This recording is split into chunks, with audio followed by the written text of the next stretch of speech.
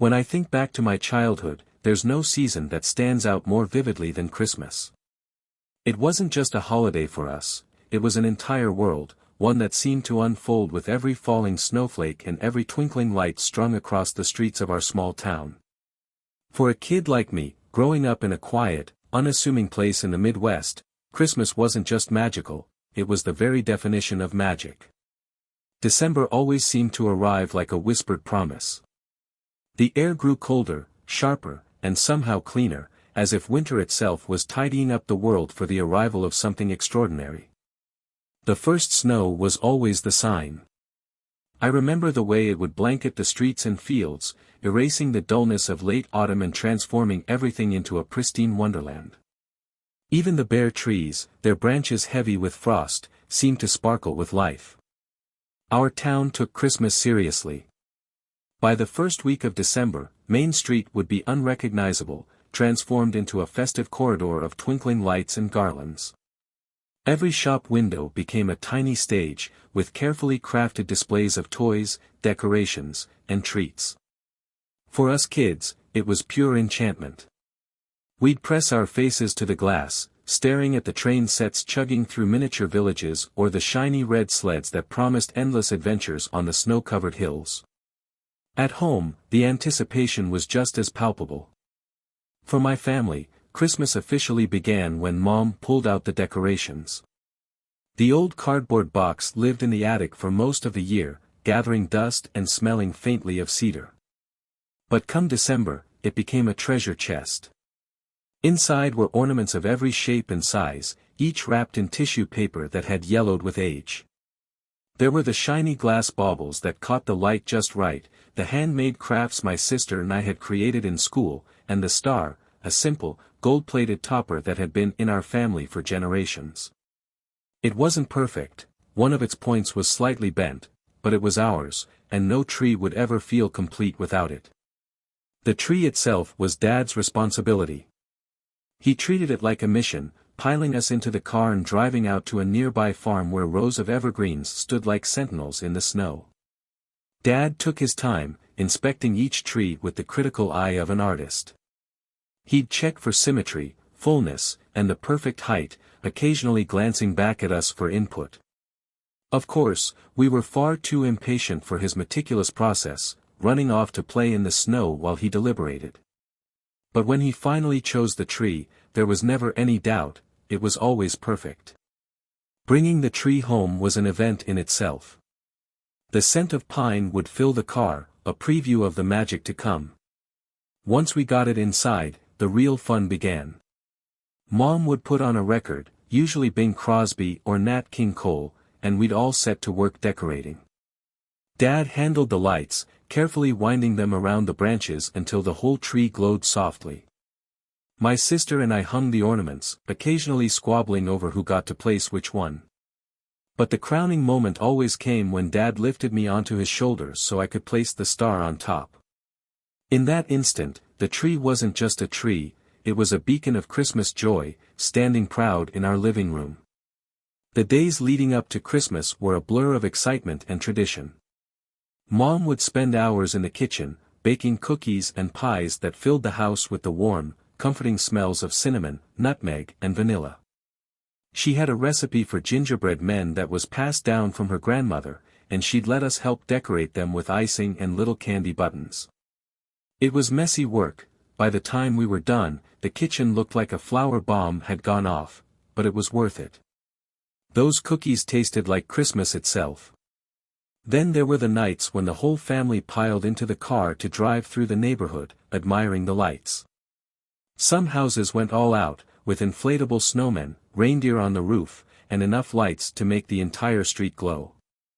We'd drive slowly, sipping hot cocoa from thermoses and singing along to carols on the radio. Those drives were simple, quiet moments, but they felt special, like we were sharing in the collective magic of the season. But for all the excitement, nothing compared to Christmas Eve. The day itself was a whirlwind of preparation. Mom would be busy in the kitchen, Dad would be tending to the fire, and my sister and I would be bursting with anticipation. By the time dinner rolled around, the house was filled with the smells of roasting turkey and freshly baked rolls. The meal was always a feast, simple but abundant, and we'd eat by candlelight, the tree twinkling softly in the corner of the room.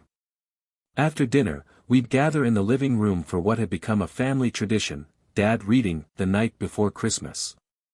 He had a deep, soothing voice that made the story come alive, and even though I'd heard it 100 times, I hung on every word. When he reached the part about the sleigh and the 8 tiny reindeer, I could almost hear the jingle of bells outside. Once the story was over, it was time for the stockings. Each one was handmade by Mom, with our names stitched in bright red thread. They were hung by the fireplace, ready for Santa's visit. Then came bedtime, though I was far too excited to sleep. I'd lie awake, staring at the glow-in-the-dark stars on my ceiling and straining to hear the sound of sleigh bells or the soft thud of reindeer hooves on the roof. Sleep always came eventually, but it was the restless kind, filled with dreams of what the morning would bring. Christmas morning always began in darkness. The sun was slow to rise in winter, and by the time I opened my eyes, the house was still cloaked in the soft, quiet gray of dawn. But even the dim light couldn't dim my excitement. I'd throw back the covers, shivering slightly as the cold air hit my skin, and tiptoe out of my room. The wooden floor was chilly beneath my feet, but I barely noticed, I was too focused on what lay ahead. The living room, bathed in the faint glow of the Christmas tree lights, looked almost ethereal. The ornaments sparkled faintly in the dim light, their colors muted but no less magical. And beneath the tree lay the presents, wrapped in shiny paper and adorned with ribbons that seemed to curl and twist in perfect harmony. To a child's eyes, it was a treasure trove, each box promising a surprise that would make the day unforgettable. For a while, I'd just sit there, cross-legged on the floor, soaking in the magic of the moment. It felt like the world had paused, as if this morning existed in its own bubble of time. But soon, the rest of the house would wake up. My sister was always the first to join me, her hair a wild tangle from sleep. Together, we'd hover near the tree, whispering guesses about the gifts and trying to resist the temptation to shake them. Eventually, we'd make just enough noise to wake our parents, a purposeful creak of the floorboards, a not-so-quiet giggle, and they'd emerge, bleary-eyed but smiling. Christmas morning in our house followed a well-loved routine. First came the stockings. Each one was taken down from the mantel with care, its treasures revealed one by one. Mine always had the same mix of goodies, candy canes, chocolate coins wrapped in gold foil, and a small toy or trinket. And, of course, there was the orange, bright, fragrant, and nestled at the very bottom. I never understood why it was there, but it felt like a tradition too old to question. Then it was time for the presents. We took turns, each person unwrapping one gift at a time while the rest of the family watched. The room would fill with the sound of tearing paper, gasps of delight, and the occasional exclamation of, "Oh, I love it." The gifts weren't extravagant, our family wasn't wealthy, but they were chosen with care. One year, I received a set of books about explorers, their pages filled with maps and stories of distant lands. Another year, it was a sled, its red paint gleaming like a fire truck. But it wasn't the gifts themselves that made the morning special, it was the way they were given, each one a reminder of how well we knew and loved one another. Once the presents were opened, the house settled into a cozy rhythm.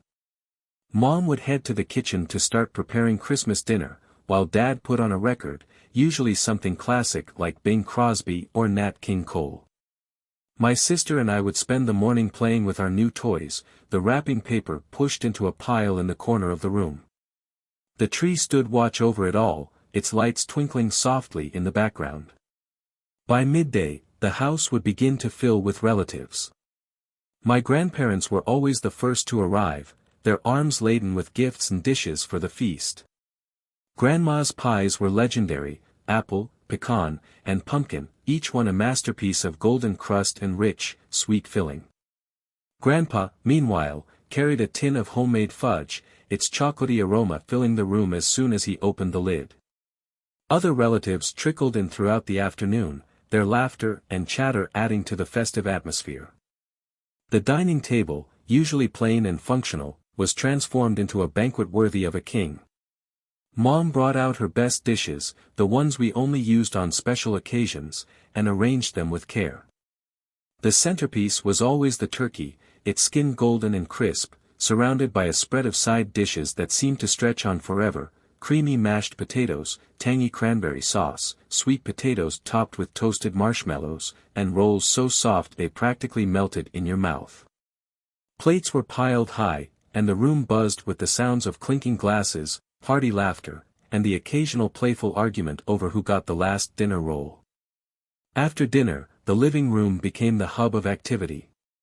Someone always suggested a game, charades, Pictionary, or a round of cards, and soon the room was filled with laughter and friendly competition. Even Grandpa, who usually preferred to sit back and watch, couldn't resist joining in. His guesses were often hilariously off target, but that only added to the fun. As the afternoon gave way to evening, the younger kids began to fade, their boundless energy finally giving way to the heavy pull of sleep. They'd curl up on the couch or in a parent's lap, their eyelids drooping despite their best efforts to stay awake. I always tried to resist sleep for as long as possible, unwilling to let the magic of the day end. But eventually, I'd find myself tucked into bed, my mind still swirling with the sights, sounds, and smells of Christmas. That night, as I drifted off, I'd think about how lucky I was, not because of the gifts or the feast, though those were wonderful, but because of the people who made the day special. Christmas wasn't just a holiday in our house, it was a celebration of everything that made us a family. The days following Christmas always felt like a quiet, lingering echo of the holiday itself. The house was still steeped in the scents of pine, cinnamon, and baked goods, and the tree stood tall in the living room, its lights twinkling softly even in the gray light of winter mornings.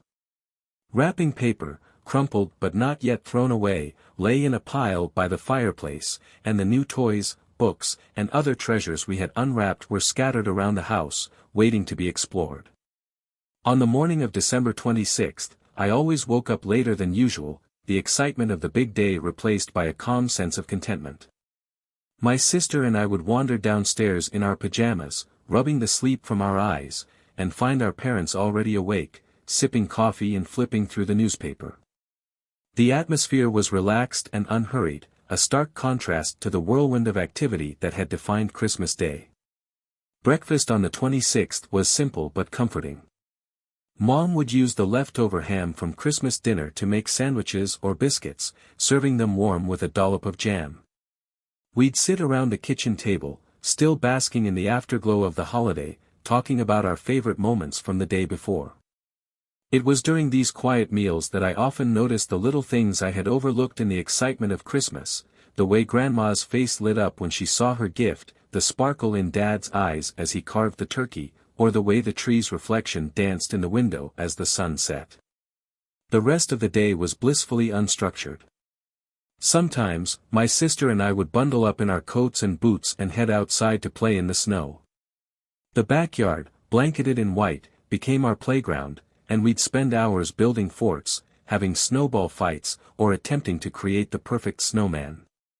Other times, we'd stay indoors, curling up on the couch with a blanket, a plate of cookies, and one of our new books or games.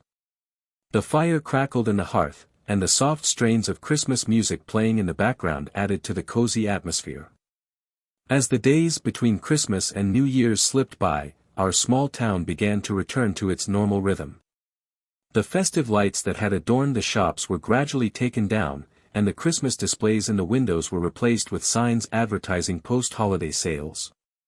The snow, once pristine and white, became slushy and gray as it was trampled underfoot by shoppers rushing to take advantage of the discounts. But at home, the spirit of Christmas lingered. The tree stayed up until the first week of January, its lights continuing to twinkle against the gloom of winter evenings. Each night, as I lay in bed, I'd catch a glimpse of its glow through the crack in my door and feel a sense of comfort, as though the magic of the holiday was still with us. New Year's Eve was another kind of celebration, quieter but no less meaningful. We'd gather as a family for a simple meal, reflecting on the year that had passed and sharing our hopes for the one to come. Dad would pour sparkling cider into fancy glasses, and we'd toast to the future, clinking our glasses together as the clock struck midnight. It wasn't as grand or festive as Christmas, but it felt like an extension of the holiday spirit, a chance to carry the warmth and love of Christmas into the new year. Even as a child, I understood that the magic of Christmas wasn't confined to a single day. It was in the moments we shared, the traditions we upheld, and the memories we created together. Those quiet days after Christmas, with their slow pace and simple joys, were just as much a part of the season as the excitement of Christmas morning or the bustling preparations of Christmas Eve. As I grew older, my perspective on Christmas changed. The gifts became less important, replaced by an appreciation for the effort my parents put into making the holiday special.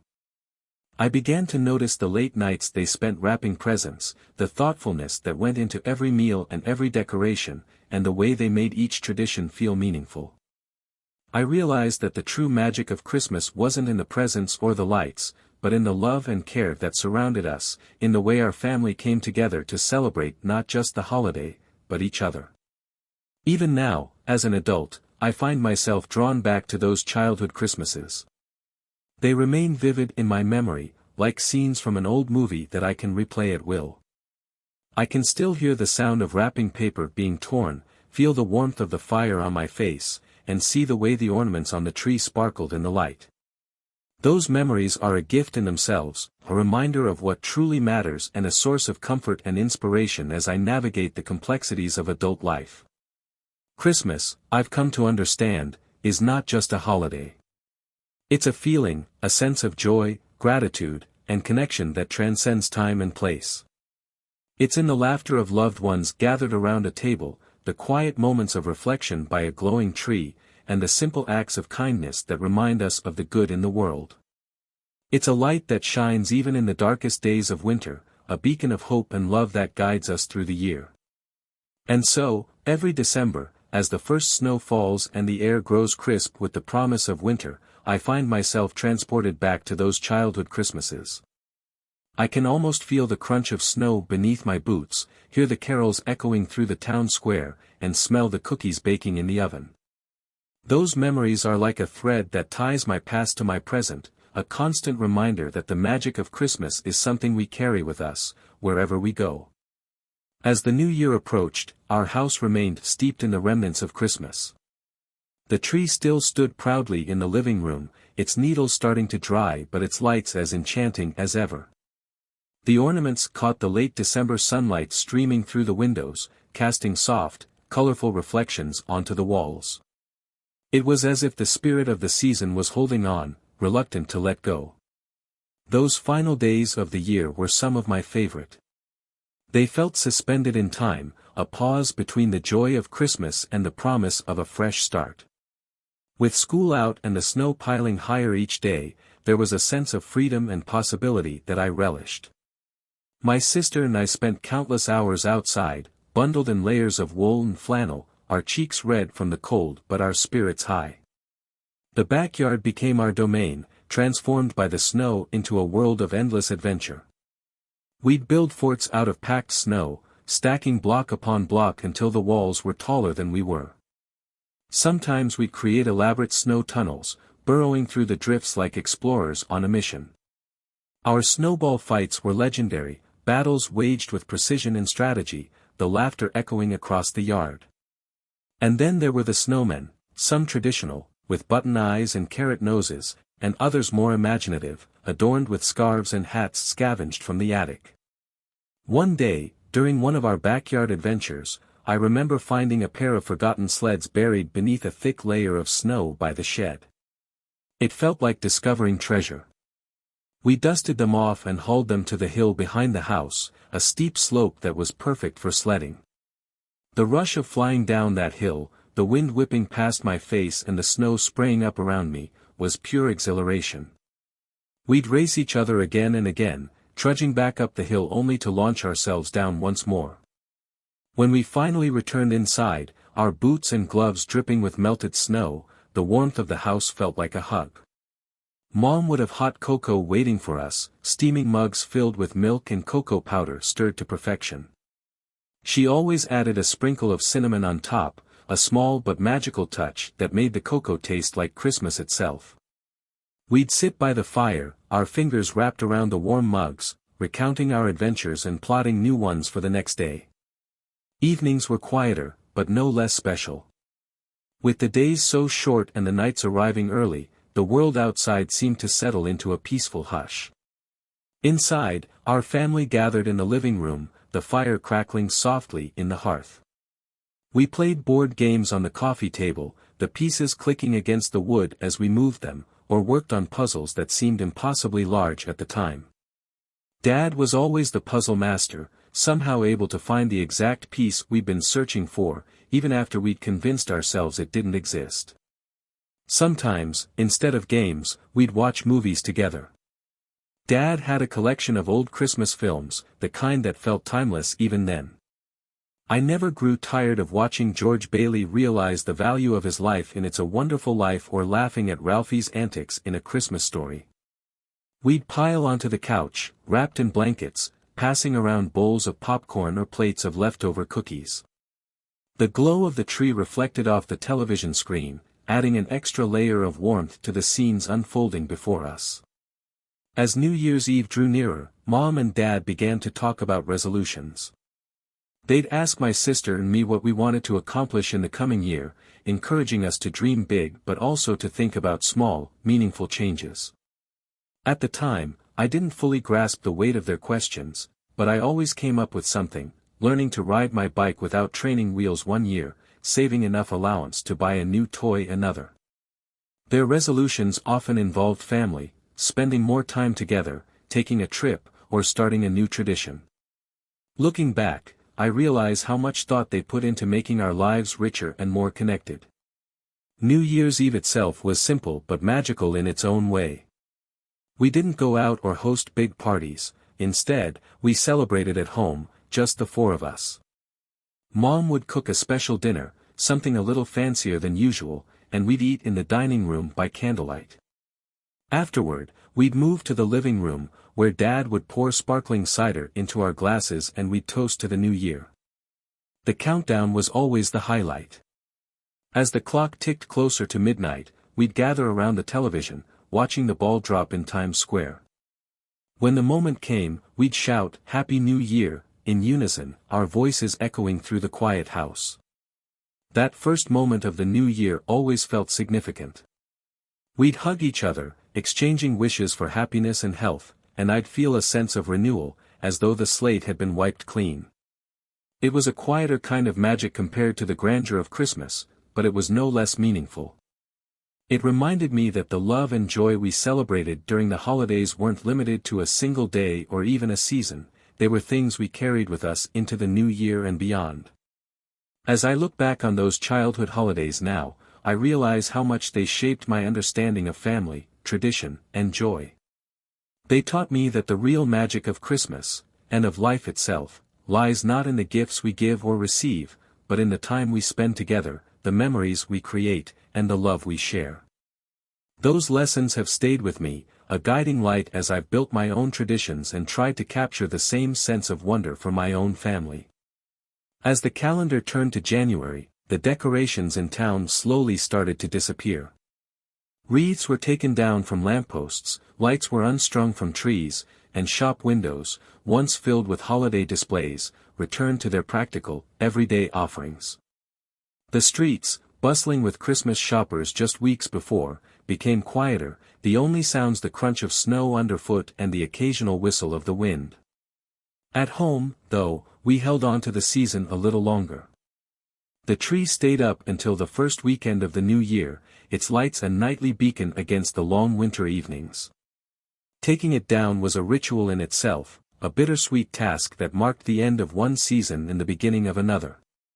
My sister and I would carefully remove each ornament, wrapping them in tissue paper and placing them back into the old cardboard box. It felt like saying goodbye to old friends, knowing we wouldn't see them again for another year. The house always seemed a little emptier after the decorations were put away. Without the twinkling lights and festive garlands, the living room felt larger, quieter, and a little less warm.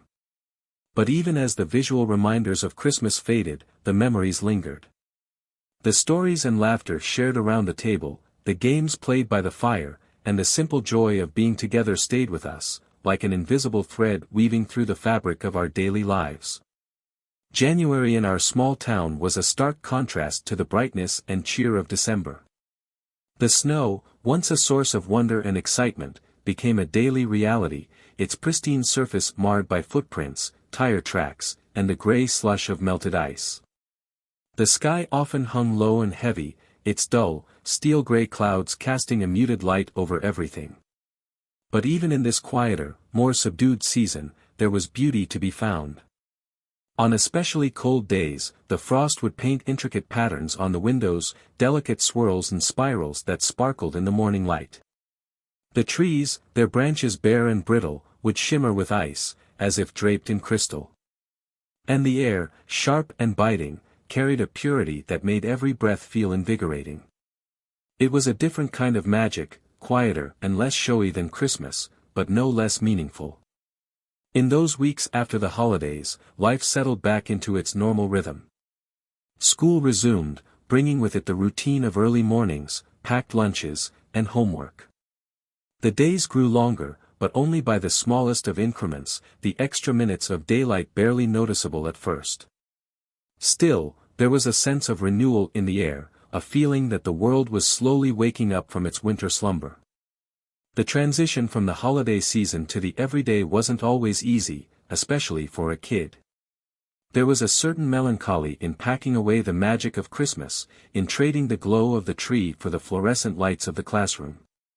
But there was also comfort in the familiar routines, in the knowledge that, no matter how far away December seemed, it would always come around again.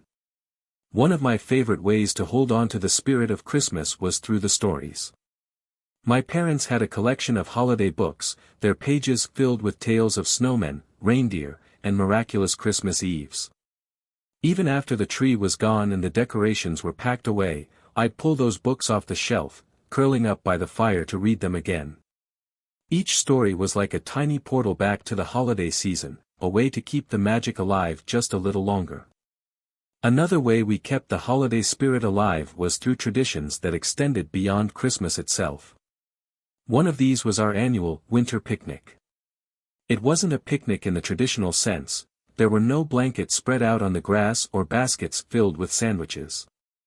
Instead, we'd bundle up in our warmest clothes and head out into the snow-covered woods behind our house.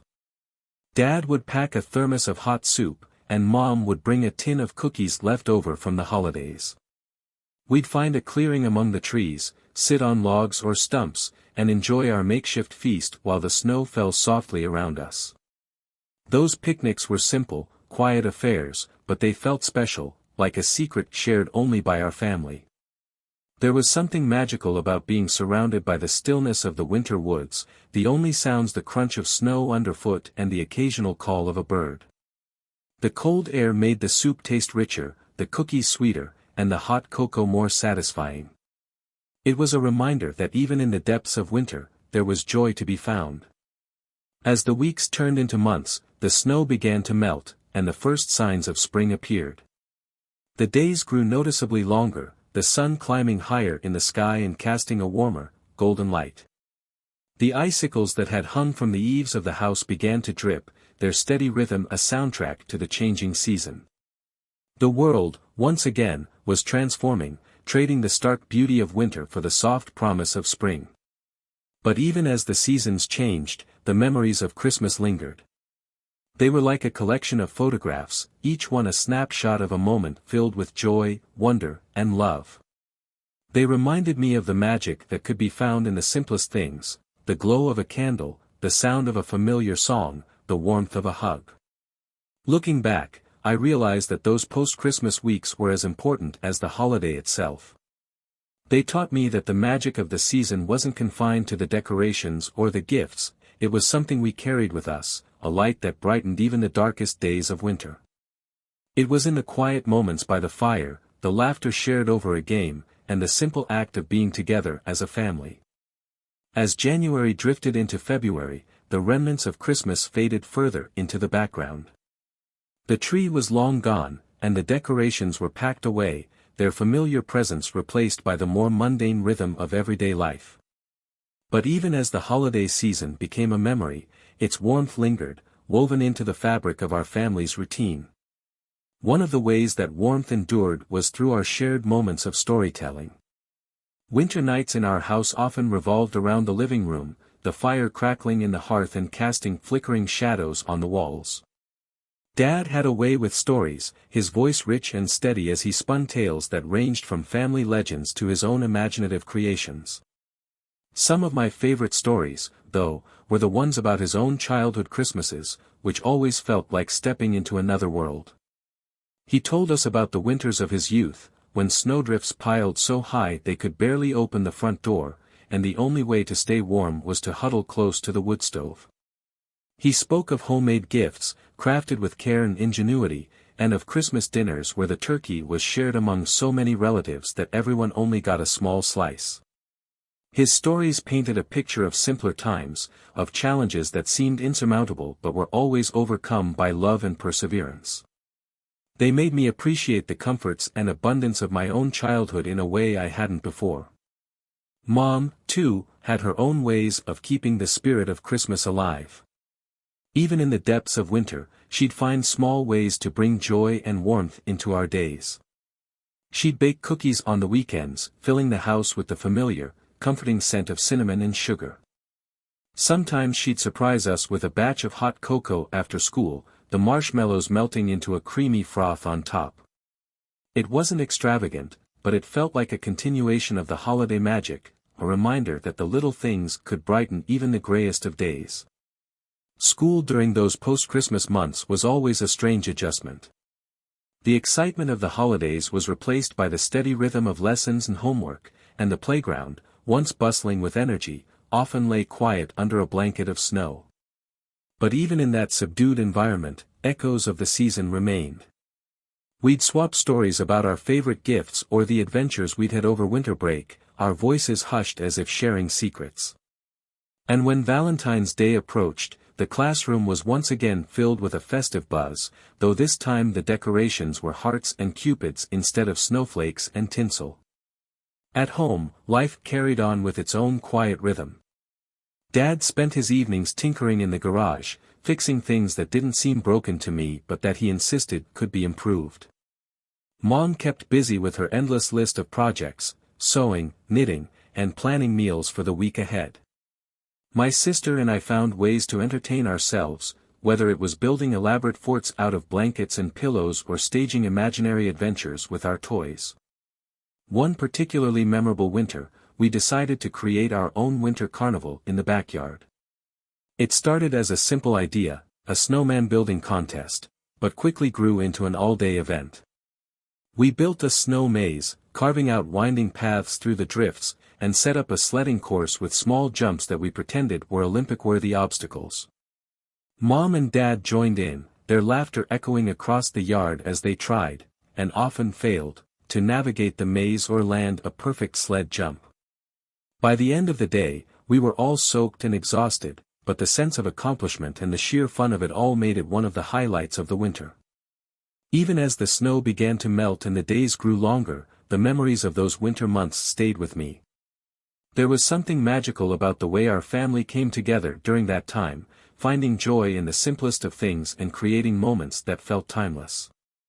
It was a reminder that the magic of Christmas wasn't tied to the decorations or the gifts, but to the love and connection that defined our family. As spring approached, the world outside began to transform. The snow gave way to patches of green, and the air carried the faint, hopeful scent of blooming flowers.